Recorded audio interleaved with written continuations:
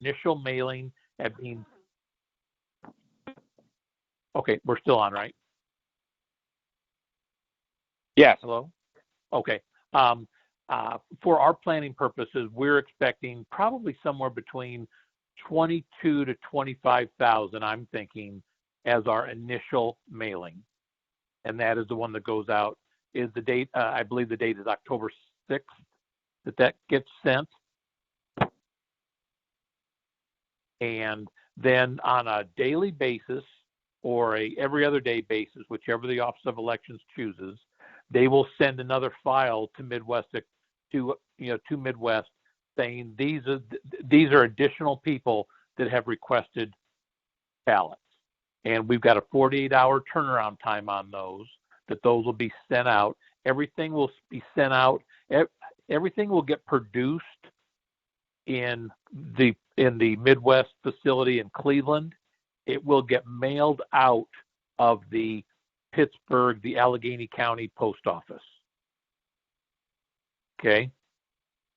And at that point, then you have tracking capability on those ballots. If a voter calls into the office, there are two ways to track the ballots. One is simply that a voter calls in and says, hey, I'm not sure if my ballot request got in or I haven't seen it yet. Can you guys check on it? You'll be able to log in and you'll be able to see that the ballot went out on a certain date and that it's in process or it should have already been delivered. And Jeremy can talk a little bit more in depth on a little bit more enhanced function that we also have for checking on where your ballot is. What we want to do is, one of the early processes here is we will talk with the Office of Elections and make sure that the ballot, the envelope artwork is that, that they don't have any changes in it. We'll probably use the same artwork they've used in the past, but we will make sure that the envelopes are okay with them, and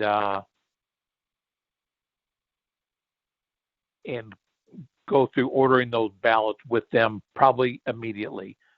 One thing we might want to think about is doing any kind of a test run. If you want to send us a file, and it could be a dummy file from the last election, I would like it to have real addresses on it. I would like it to have real barcodes on it, so that we could dummy up, and you can tell us how many you want, whether you want 100 or 250 or as many as 500.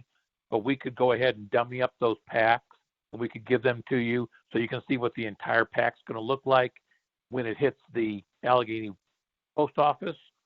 And you can go through the process of opening all those just to see what the process is on your end, to see how they're folded and things like that, to make sure that when we fold them, we're not folding over the timing tracks that are on the side of the ballot, which are very important. Just things like that. I would like to do that. If we do that, I would like to do that probably in the next couple of weeks so we get it out of the way. Fair enough. That sounds reasonable. What does the rest of the board think?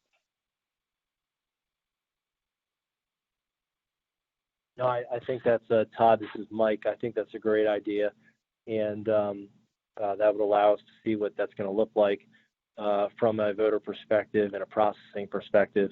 One of the things that we had also thought about doing potentially, Todd, was basically having Midwest ship us about 500 or maybe even 1,000. It could even just be in a box, but basically prepared ballots, with favorite ice cream on them or whatnot. That what we could do is we could do a little bit of testing of what it would look like in the vote by mail room if we're doing that here at the county building, offsite, wherever. But it might allow us just to do some more number crunching to make sure that we have enough people to work on it and do all that. But I think as much testing that we can do, because this is our first time with Midwest, just to get some more processes and work out some kinks, I think that'd be terrific. Yeah, and we would agree with that on our end as well. We would like to go through the testing phase as much as you guys would. So. Yeah, this is Mark. I definitely want us to do as many tests beforehand as we can. One other question, either for Jeremy or Todd. One of my fears is that you have somebody who, for some reason whatsoever, ends up with two ballots. Is there a cross-check system that you have in place that, I wouldn't say guarantees, but virtually guarantees that there will be no duplication of ballots being sent to the voter? Yes, every file that we receive, we would suppress it against any previous files, and that has randomly caught some applications that somebody accidentally entered twice or things like that. So with every file, we would suppress it against every other file we had received up until that point, and would kick any duplicates out. And I think it's one of our inform you if that ever happened. Right. I guess because that's always my biggest fear in a situation like this is, that we have somebody who says, "Hey, look on my Facebook page, I've got two ballots. I'm voting early and often." Right. Yeah. Go ahead. No, please go ahead, Todd.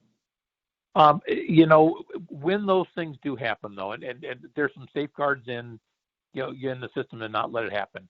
But I think that one of the answers one of the things with a mail ballot is that you're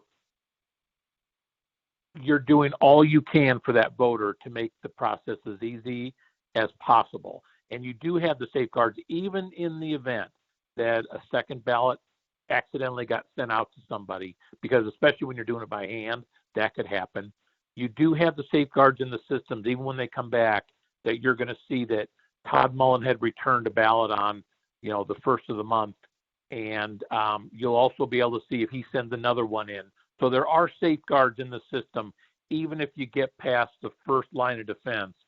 Ultimately, the system that you've got in place only allows you to accept one per voter. Yeah, and they would have unique barcode numbers and things like that, so you would be able to track it that way.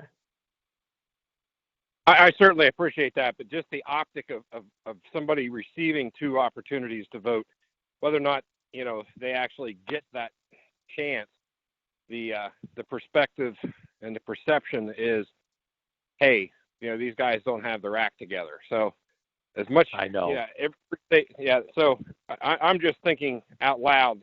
Obviously, you're well aware of the political consternation going on with mail-in ballots right now. So anything and everything we can do to instill trust in the voters would be. This one it's mandatory, because there's a lot of folks that really don't believe in anything. So okay, we've got at least give them the opportunity. Yeah. Hey, Jeremy, why don't you go through the enhanced ballot tracking a little bit for them, if they're for them. Sure. So there's a couple of different options and different ways that you could track.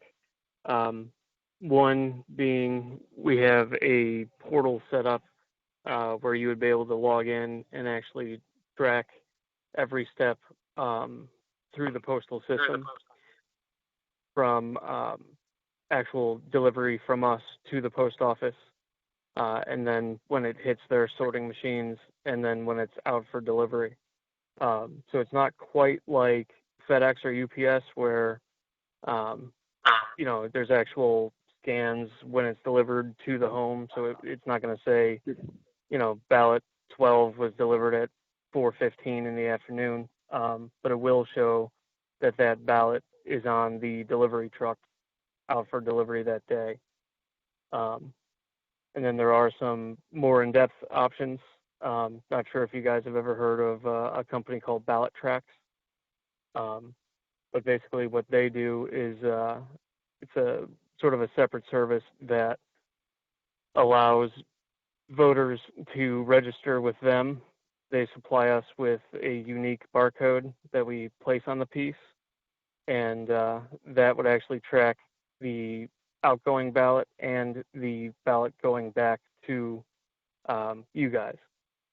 And the voter can also sign up for emails or text message notifications, letting them know that your ballot's printed, your ballot's mailed, your ballot's out for delivery, and so on and so forth, all the way up until it is received back by you. So those are a couple of different options. Well, that sounds pretty thorough. So, what does the election staff or the board think? And just to clarify, one of the things, Jeremy, when we were speaking with Todd, was that there was some sort of tracking, ballot tracking included in the cost. Todd, which software or application was included in that cost that we already had? The tracking that was included was when the voter can call into the office. We did not include the price for the expanded, very detailed one that Jeremy just spoke of. Jeremy, can you tell us, with that, only the people that sign up for it are charged, correct? Or there's Correct. only a charge for those who sign up. So let's pretend that 5,000 people, that 20,000 people get absentee ballots, but only 5,000 of them have opted to track their ballot. You're only paying for those 5,000. And Jeremy, what's the charge on that? I'm still actually running down a couple of questions on that, and I will get that information over to you as soon as I can. But that is also another thing to keep in mind with that option is that the individual voters have to sign up for it. So you would almost probably have to market that to your voters as well, so they know that it's an option. But Jeremy, that information could be put on the insert that's in the ballot pack, couldn't it? Correct, but at that point it'd be too late because the ballot and everything would already be created.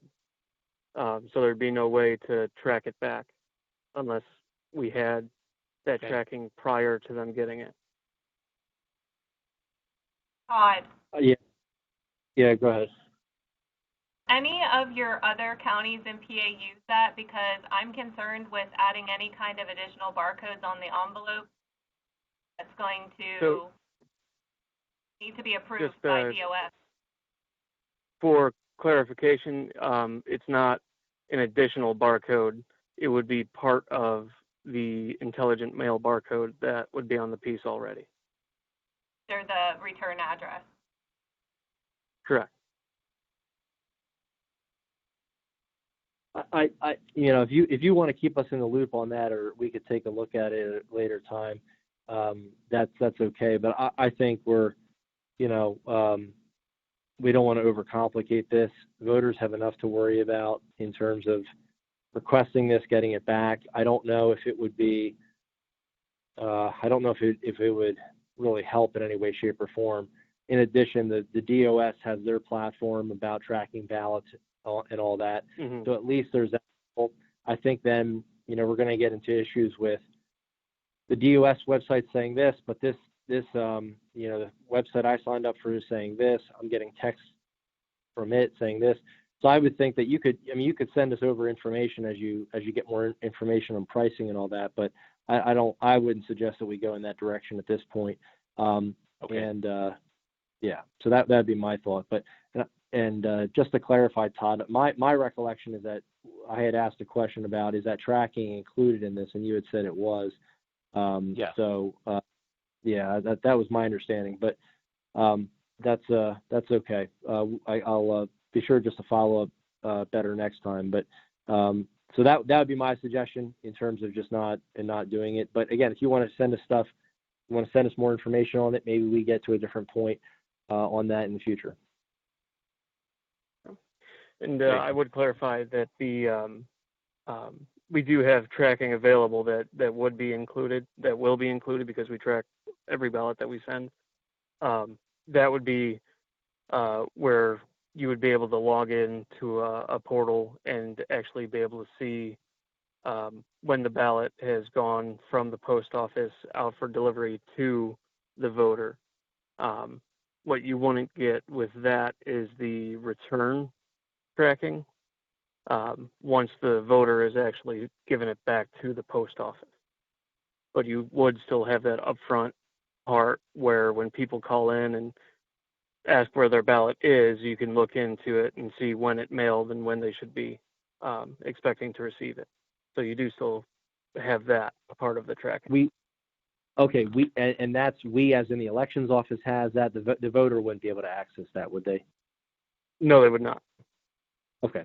But that would still give us the peace of mind to know that there's 20,000 ballots that have been sent out and, 20,000 voters have received their ballot.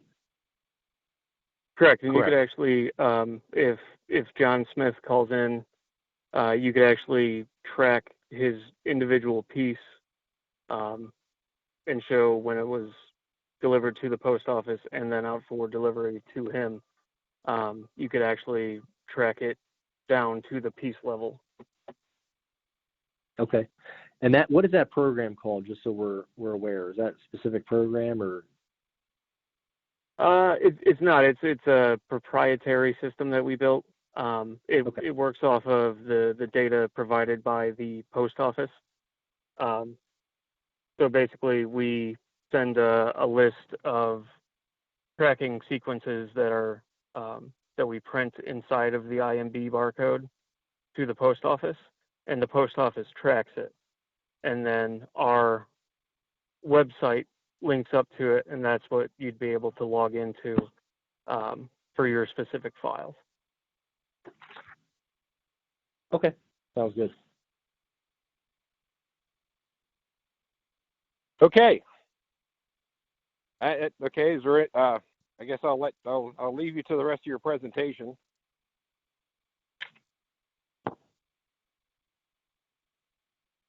That's pretty much one of the only questions I have is on postage. The county does not have a. Jeremy, can you help me with this? As far as an outgoing postage permit, do you guys mail anything using a permit through your local post office? We do not have a mail permit, no. Okay. In that case, you could certainly use ours. The only stipulation is that since the post office takes the money from us when we deposit it with them, we would just need the money from you in order to do that. And whenever you decide on quantities and things like that, I can issue a postage invoice, and it's we manage your postage account for you and show you what we've received, what we've used, and how much you have left, and all that kind of stuff. So that's how using our permit to mail would work. And Jeremy, is that information given on a daily basis? Not normally, but it can be. Jeremy, what's the insignia on the stamp? What's it going to say? It'll just say MWD. We wouldn't, since you're in Pennsylvania, we wouldn't use our Cleveland number 4066. We have a corporate permit that'll just say MWD. MWD. Okay. So as long as we fund that account, you'll be able to put stuff in the mail for us. Correct.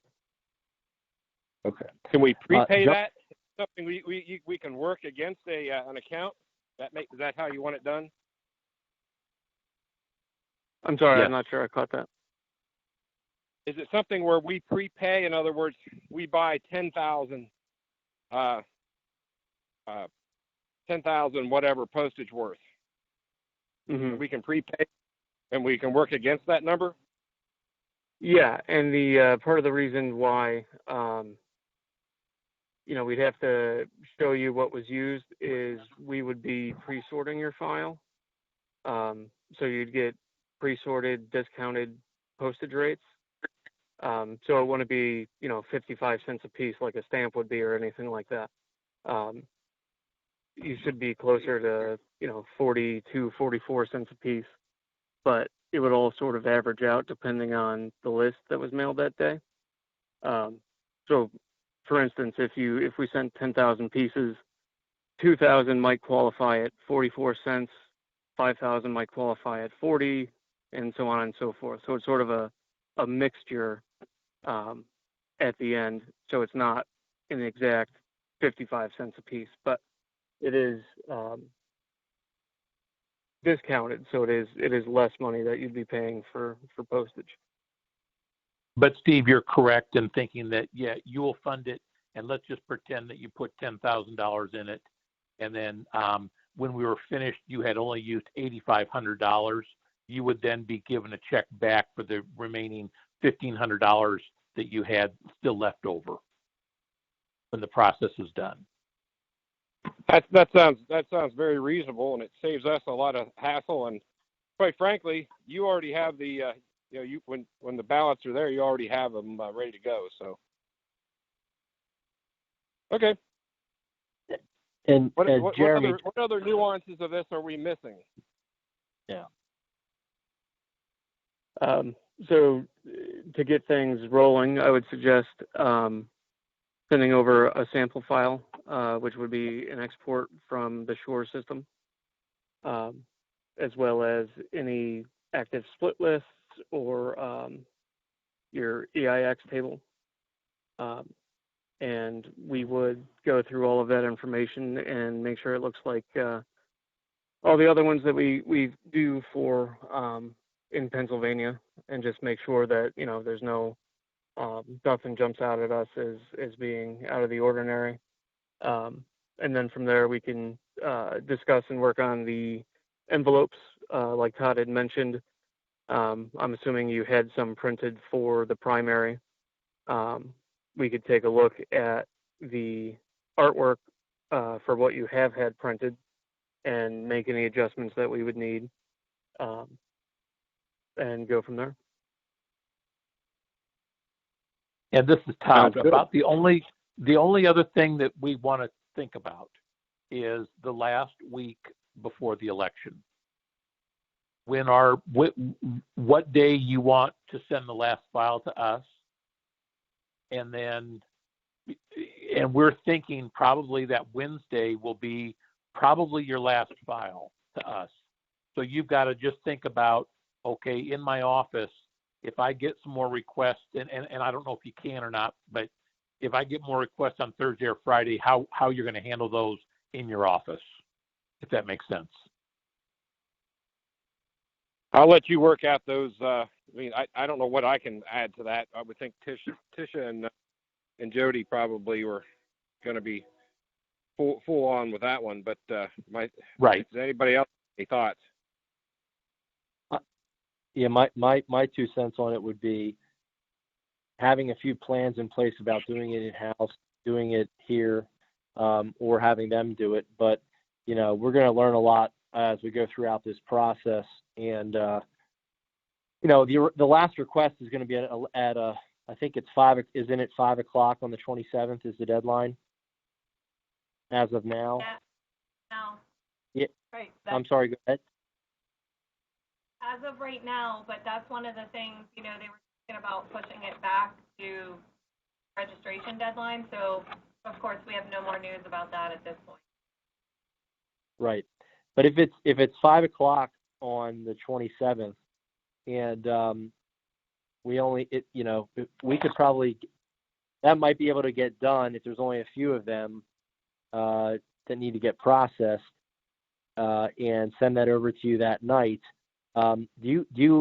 Jeremy, are you going to be doing any kind of night printing? I mean, if we would send it to you at a certain time on the 27th, are you able to then print it and get in the mail on Wednesday, or would it really need to be that Thursday to get that in the mail? It certainly could, depending on the rest of the quantity for that day. It could be that it still takes the 48 hours. One thing I would mention is your deadline of the 27th is pushed back from, or is earlier than the deadline here in Ohio.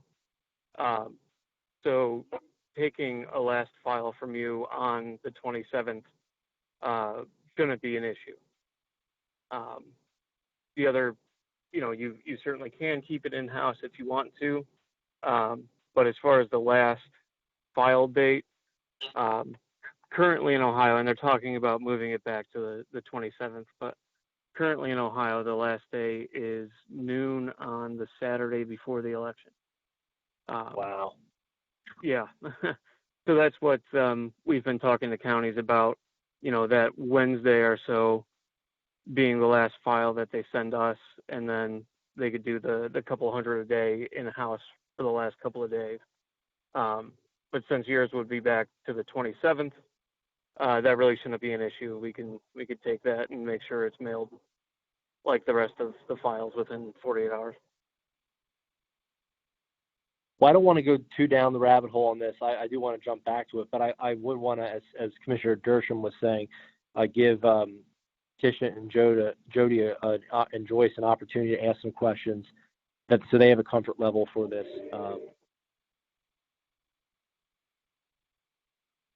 Recording is on. Michael, are we supposed to be talking about this now, or is that something that we discussed with them, the other envelope issues and stuff like that? Oh, yeah, I mean... Well, maybe that, but if you have any general questions, now is a good time. Let's get on a good path right from the start in communication. Well, I would say we should utilize them as long as we can, because if there is a huge influx on the last day, it's, to be perfectly honest, going to take us 48 hours as well. Right. And at that point, I don't mean to be rude, but they shouldn't have waited that long. He's right. For that many here, it's going to take 48 hours. So. Yeah, if you're talking a huge amount on the deadline, you probably would be just as far ahead as, up until 5 o'clock, letting them do it. Anything that we process after 5 o'clock, we could do. Right, and Jeremy, as you may or may not know, and I'm sure Todd's, could fill you in more, but the County Commissioners Association of Pennsylvania, we are strongly encouraging Pennsylvania to change the deadline from the 27th to the 20th. We would really like to see them move that deadline out a week so that we don't have as many issues, and we can get voters ballots in a timely way without them having to worry about getting it back to us in a rushed way. So absolutely. So that's going to be in flux. We're sure. So we're going to be in constant conversation with you, and the team in the elections office will be probably dialoguing with you a lot on this. But I do agree, Tisha, that it would make sense to utilize them as long as we can. And Jeremy, this was something that I just wanted to double check with you, being somebody who's really familiar with the mail side of things, or maybe a member of your team could. But I was reaching out to some of the post office processing centers in Johnstown, in Altoona, and from talking with them, any mail that comes into State College from the USPS goes through either one of those centers, again, Johnstown or Altoona. And it depends how the mail is sorted and how it's posted or postage. If it's pre-sorted and prepaid, that means it goes somewhere else. If it's pre-sorted but not prepaid, it goes elsewhere. And so one of the things that we wanted to be thinking about during that very last drop, if you're going to do a printing on the 28th, okay, is we were curious to know if we could actually pick up that order from you in Ohio and drive it ourselves Wednesday, and get it to Altoona or Johnstown so that they can open that up and process it and get it out there. One of our concerns is that if you would drive that to Pittsburgh, and again, you don't have to answer this, but it's more for thought. But if you've got to drive that to Pittsburgh, drop it there, my understanding would be they would have to then drive it themselves to either Johnstown or Altoona. And then, again, Johnstown or Altoona is going to have to open it up. And so the concern would be, are we adding a day? Are we adding 2 days there to that? So I just something for you to think about. And again, if my understanding about how that process works is incorrect, it would be helpful to know that. So that's one thing to think about there. So the process that you described is correct. Mail that we would deposit in Pittsburgh would be transferred from Pittsburgh to Altoona and delivered from there. Couple of caveats to put in there. Anything with our permit on it has to be delivered to the post office by our employees as a mailing agent for the post office. And that's actually a postal regulation, not a Midwest regulation. Okay, makes sense. So at that point, you may want to process that last file in-house and just deliver it to Altoona. That might be the best case scenario for that last file. And then again, one of the things that we had asked Todd, and just to verify it, is there any way that we can pay you an extra fee to drive a few 2 extra hours to Altoona? I mean, certainly anything's possible. I don't know if at that point we would be able to use our own transportation just because of obviously everything else going on at the same time. But we might be able to look into a courier and things of that nature. That's really just something that I'd have to look into. And again, we appreciate you doing that just because we're one of your more eastern clients. Obviously, Allegheny and Westmoreland are right there, and so they don't have that same challenge that we do. And but anyway, just food for thought. And we can think through this a little bit more. I did have one more question, and then I'll end there from my standpoint. Is Todd had referenced October 6th as being the first date to mail out ballots. Is that possible to get moved up depending on when the Department of State certifies the ballot? So if they certify the ballot September 29th, I mean, could we start printing ballots and getting them out much sooner? That is a possibility. I believe Todd used the date of October 6th because that is the first day in Ohio. We cannot mail sooner than that in the state of Ohio. But if you are legally allowed to mail them prior to that, that would certainly be on a different schedule. Okay, so if we can clarify that, and Tish or Jody, if you're able to reach out to somebody at the state, Jessica or Mike, whoever, and ask them, what's the soonest we can legally mail them out, that would be terrific. And then loop back to Jeremy and Todd. Michael, the rule on that is we can mail them out as soon as they're available, but we have a deadline when the last possible day to start. So if we have ballots, say, the 20th of September, we could start mailing them. Oh, really? Okay. All right. Well, I think. Oh, yeah. As soon as they're available, we can begin mailing them. Okay. So yeah, as soon as they're available and proofed and approved, we would start taking live files and processing them. Good.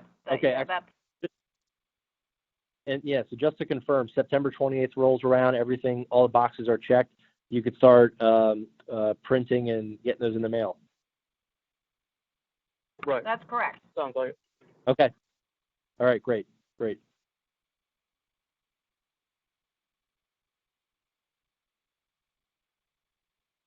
Any other questions from the board or from the election staff for Jeremy or Todd?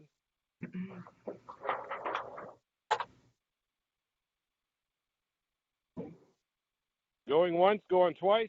Well, I'll say something quick. I think provided it's completely legal to do so, I think the sooner we mail valid ballots, the better. Hopefully that will reduce the workload on the back end. And obviously, as we get a little bit further on in the schedule, we'll try to figure out what we need to do those last couple days before the state deadline for requesting absentee ballots. Agreed. And All right. I believe Todd mentioned it in the beginning, but did I hear correctly that you currently have about 18,000 that would automatically get a vote by mail packet? I believe in the primary we had 22,000 Okay. that were mailed out. And a little over 22,000 that were actually mailed.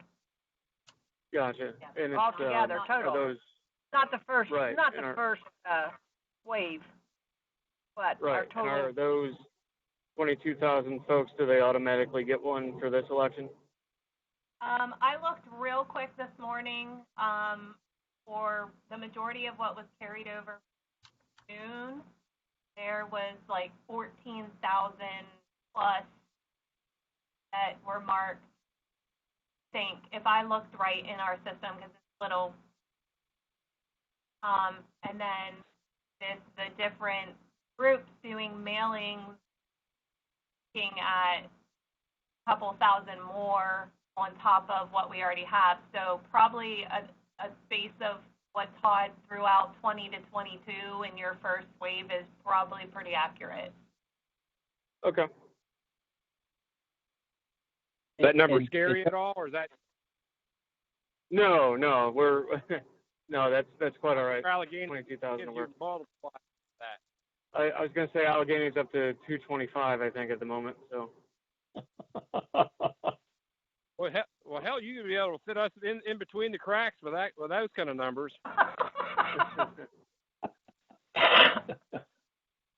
oh. It'll be a challenge. Now, we really appreciate your time, and certainly this won't be the last conversation before all the jitters are gone from us, because obviously, as you're well aware, there's a lot of eyes on this process and making sure that we understand it so we can explain it, but at the same time, we have confidence in your company's ability to deliver those ballots, not only timely but accurately. So. Yeah, and I'm always available for questions if you need anything. So that's no problem at all. And there's And no I would dumb be- question either. Don't hesitate. If anyone's got any questions or problems, nipping a problem or a question in the bud early is much better than waiting, because as someone said earlier, the perception, if you don't answer something quickly, the perception is worse than what actually really happens. Right. Well, I just want to say, go ahead. Are you and Jeremy available after this conversation for me to talk to you about the envelope sizes? Yep, we're going to call you. Give us 20 minutes. Yeah, that's fine. And yep. I just want to say on behalf of, I think the Board of Commissioners, the Board of Electors, and all the staff involved, we really appreciate you, first of all, giving us the consideration of, it's very rare when you actually thank a company for taking the time to do business with you, and this is one of those times. So just thank you very much for the opportunity, because we put a lot of faith in you. You come very, very, very highly recommended. We have a long-standing relationship with Todd, and we really appreciate the opportunity to work together on this. So again, thank you very much, and we look forward to a lot of good things in the future. Yeah, us as well, and I certainly appreciate the opportunity to be able to help. Yeah, thanks everybody. Again. Yes, thank you, Todd. Okay, no other questions for Todd or Jeremy? No. All right. If there are none, is there a motion to adjourn? So moved. Do we have a second? Yeah, let me get the mute off. Second. Okay, we have a motion and a second. Any other discussion? Hearing none, all in favor of adjournment? say aye. Aye. Aye. All right, we're adjourned. Thank you, everybody, and thanks, Todd. Thank you, Jeremy, and I guess you're going to have a follow-up conversation, Jody, then? Yes. Okay. All right, well, thank you very much, and we'll talk to everybody soon. Thank you, Thank you, everybody. Todd. Be well.